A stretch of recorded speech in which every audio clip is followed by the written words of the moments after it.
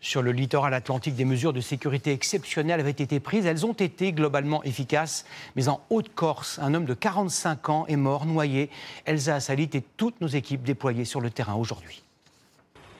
Il se baignait dans cette rivière avec sa femme et ses 2 enfants lorsqu'il a été emporté par la brusque montée des eaux suite aux fortes pluies.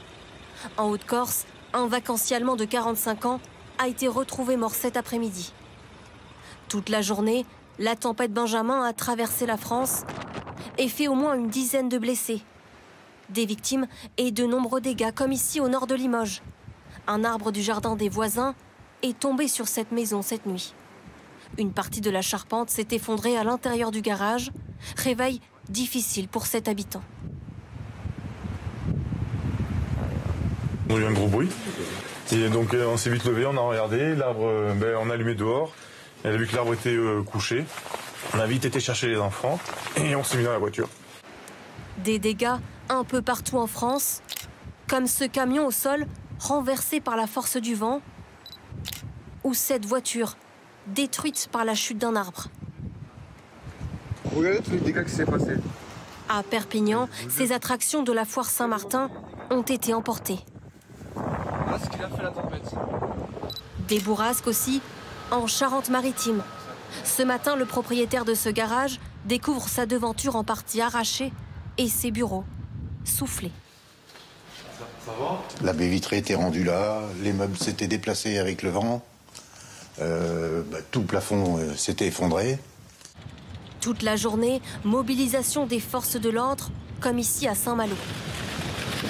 Bonjour messieurs.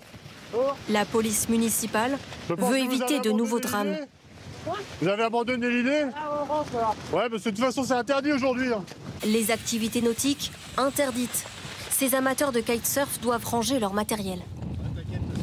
Les conditions sont vraiment trop mauvaises et trop dangereuses en fait. Rappel à l'ordre et opération de prévention sur la plage. Les pompiers, j'écoute. En Seine-Maritime, les pompiers aussi sont sur le pont. Ouverture d'une cellule de crise avec des effectifs supplémentaires pour prendre en charge les nombreux appels. Et il est suspendu au-dessus de la route, on est bien d'accord, donc il y a un risque. Lorsque Météo France émet un bulletin de vigilance jaune ou orange, nous activons de manière anticipée cette salle. Au plus fort de la tempête ce matin, 75 interventions pour des chutes d'arbres ou de câbles électriques et quelques inondations. Sur la façade atlantique, de nombreuses plages sont restées fermées. Des rafales de 150 km/h enregistrées, comme ici sur la dune du Pilat. Difficile de rester debout. En Normandie, le département de Seine-Maritime a été particulièrement touché par cette tempête. Dans 2 communes, Fécamp et Étretat, les habitants ont dû affronter des rafales très violentes, au-delà des 160 km/h. Sophie Chevalreau et Quentin Danjou ont également croisé de nombreux curieux venus observer ce phénomène, parfois aux limites de la prudence. Regardez. De puissantes vagues s'écrasent sur la jetée. En pleine tempête, ces promeneurs à Étretat bravent le danger pour être au plus proche de la mer déchaînée. Là je m'approche mais je ne vais pas y rester longtemps quand même. Parce que les rafales ça pousse et il faut faire attention. À pas tomber et pas glisser. La promenade est fortement déconseillée. Des rafales à 161 km/h ont été enregistrées sur la côte normande. Alors certains restent prudents. On sait que ça peut être dangereux, donc on reste à distance. On essaye de respecter les consignes de sécurité et là on est assez mouillé, donc c'est bon. Son restaurant fait face à la mer. Cette gérante craint que les vagues n'emportent sa terrasse. Si ça passe par-dessus, on risque d'avoir les tables qui s'en vont, quoi. Oui, on prend nos précautions. Ça souffle. À une quinzaine de kilomètres de là, à Fécamp, la tempête a couché ses pots de fleurs et même arraché une partie de l'église. Ces pierres se sont écrasées sur le sol. On a eu de la chance que ce soit effectivement 6 h du matin parce qu'il n'y a pas de passage, il n'y avait pas de stationnement. Voilà, la chance elle est là. En fin de journée, le vent laisse place à la pluie. Les habitants restés chez eux pendant la tempête sortent enfin. On avait entendu quand même 160 km/h, donc on s'est dit on va pas sortir. À la différence de ces vacanciers du Gard, qui eux se sont fait surprendre. C'est impressionnant. Certaines routes qui ne sont pas barrées, à un moment donné on est passé et on s'est pris une grosse rafale avec de l'eau. Bon, heureusement qu'il n'y avait pas les cailloux avec, quoi. Après une accalmie, le vent souffle encore ce soir. Des rafales à 80 km/h sont attendues ici, plus tard dans la soirée. Et ce soir, 60 000 foyers sont toujours privés d'électricité, principalement en Nouvelle-Aquitaine et en Auvergne-Rhône-Alpes. Des chutes d'arbres et de branches ont provoqué de très nombreuses coupures de courant. Plus de 1000 techniciens sont toujours mobilisés pour tenter de rétablir la situation. Suzanne Presse, Carlo Paredes et Alexandra Viera. Un pylône plié en deux, l'autre à terre, après la chute d'un arbre sur ces lignes à Panazol. Des câbles haute tension pendus dans le vide et dans le jardin de René. Quand je suis arrivé dans la cuisine, j'ai vu tous ces fils qui étaient par terre. Là. La surprise, quoi. Et puis, pas d'électricité, d'un seul coup, plus d'électricité. Après plusieurs heures sans chauffage, René a retrouvé le courant grâce à ce groupe électrogène installé en urgence. Mais les pylônes ne seront pas réparés avant la semaine prochaine. L'urgence, c'est qu'ils m'enlèvent les fils, parce qu'il reste, en soi-disant, il reste un petit peu d'électricité dans les fils. Mauvaise surprise aussi pour cette entreprise de transport, privée d'électricité toute la journée. Et on n'a rien qui fonctionne. On a la photocopieuse qui est là, on a les ordinateurs qui sont là, on a une caméra pour la surveillance qui est de ce côté-là, et on n'a absolument rien. Impossible de traiter les commandes, les mails et la comptabilité. Voilà, on va faire du ménage. En attendant...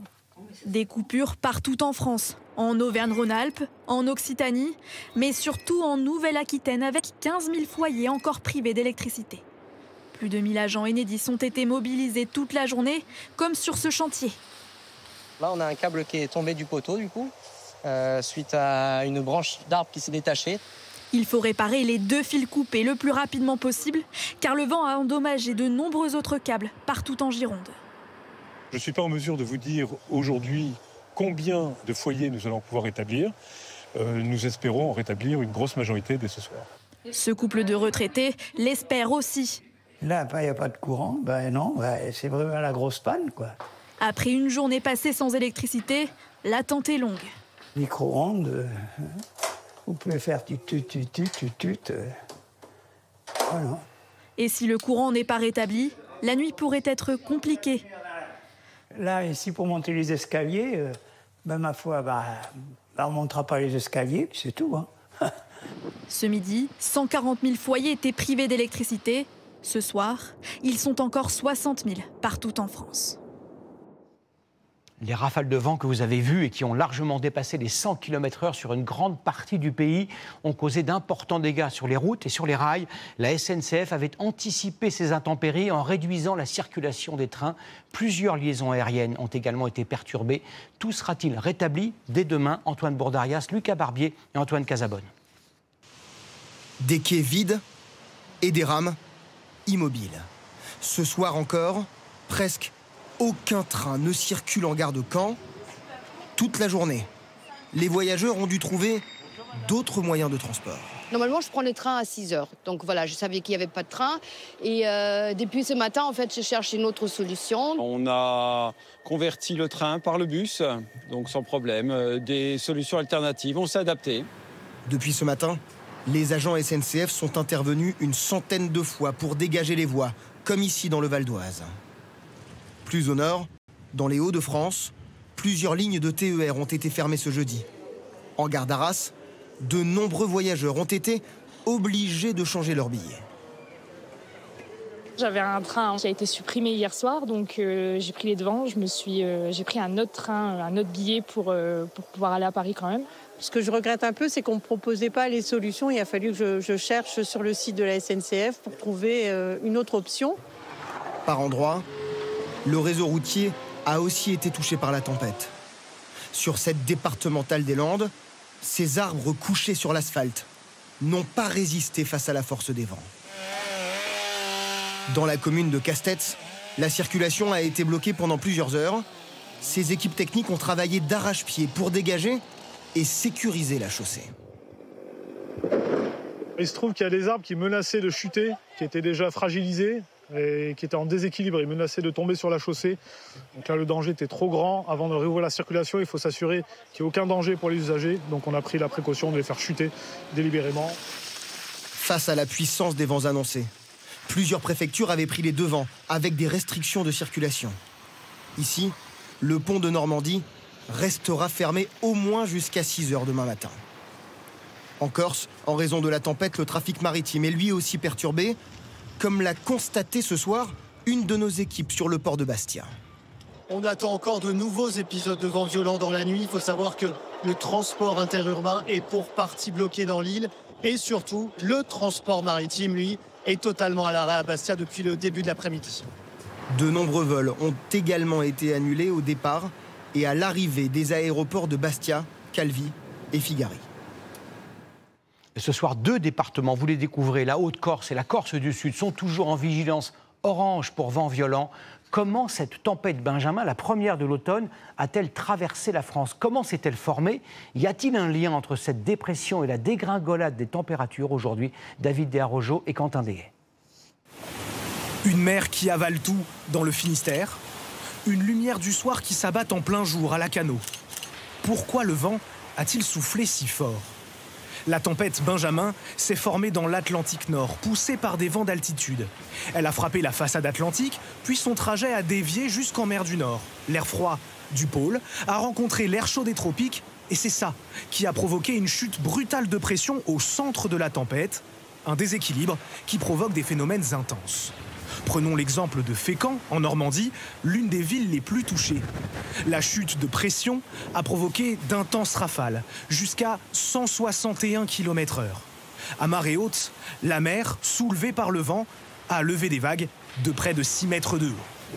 Ces vents ont balayé la France sur une large bande allant de la Seine-Maritime jusqu'à Biscarrosse et même à l'intérieur des terres. 120 km/h dans le Puy-de-Dôme, 168 km/h en Haute-Corse.